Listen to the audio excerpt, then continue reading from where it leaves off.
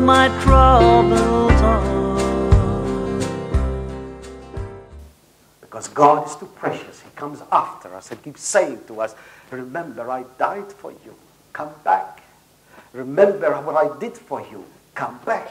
Remember what I want from you. Love me back. That's all I want. And by the way, if you love me back, you're not going to lose anything. You're going to gain a lot. The famous phrase of John Paul II to the young people, he always used to say to the young people, don't be afraid to be saints. I know it's hard. And when you follow Jesus, you're not going to lose your freedom. You're not going to lose your friendships. You're not going to lose anything at all. You're going to gain a lot. But it takes a long time for us to understand that. And God said to David, I anointed you, and I'm not going to take my anointing from you. This is the incredible God. Even though you have sinned and you have committed so many incredible things, murdering somebody, I will still come after you. What you have done, I don't like, and I'm going to teach you a lesson. And that lesson is in chapter 12. One day, just read the Bible. It's such a powerful way of teaching. One day, David forgot all about these things, of course. It happened so long time ago. He married, of course, Bathsheba. He had a child, and everything is sweet. It's all covered. It's all forgotten. It's all really nice. Red carpets are on, and everything is happy ever after. And one day, when he least expected it, he was in his court with his retinue and with his people, dressed in his finery, surrounded by all the big brains of his kingdom. And he was conducting his business as usual. And this prophet came in, the prophet Nathan. It's almost like David wanted to ridicule him. Ah, the prophet is here.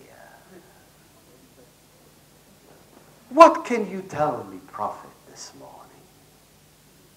What can you tell me? What message have you got for me?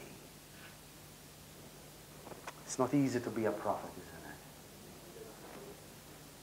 Because a prophet reminds us of our relationship with Jesus Christ and with God.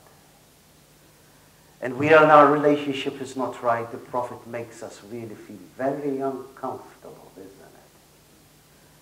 And that is why prophets are ridiculed.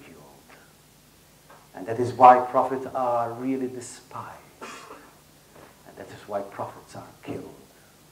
We have got many prophets today who are suffering because of what they stand for Jesus Christ. What can you tell us, prophet? He says, King, today I've got to tell you a little story. Tell me. Let's listen to the prophet. We stop business of the day. Everybody takes a seat. Tell us, prophet. Tell us this little story. In a little town, there were two men. One was very rich. The other was very poor. And the rich man had so much possessions. He had so much cattle. He had so much lambs. He had so many animals, and he had so many gardens and trees and flowers and crops and fruit. So rich, was very rich. The other fella was poor. He had only one sheep. It was like a daughter to him. It's the only thing that he possessed. And she lived with him in the house. And he gave her to eat from what he had. That's the only companion that this poor man had. Just one little sheep. The other, flocks of sheep. One day it happened, King, that a visitor of this rich man came to visit the town. And of course, you know, King, that for us, hospitality is very important. So, when this man came to visit the rich man wanted to throw a banquet, wanted to prepare a meal. And guess what he did, King? You know what he did? Instead of killing one of his sheep that had so many of them, he went to the poor man He stole his one sheep. He killed it to give his guest something to eat. That's the story. Read the Bible. And the king got up. Got up.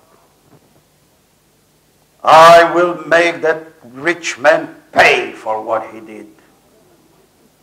What he did was so unjust. What he did was so bad that if I really had the chance and the opportunity to really have some authority over him, I will kill him and I will make him repay so many times what he stole from that poor man. And I could imagine Nathan, keep talking, stupid, keep talking. Keep talking. And when the King David finished raving and ranting, and he says, you are that man. Read it. You are that man. The time will come, my friends, when God will remind us that we have sinned. For our own good. Not because he wants us to suffer. We suffer when we remain in that sin.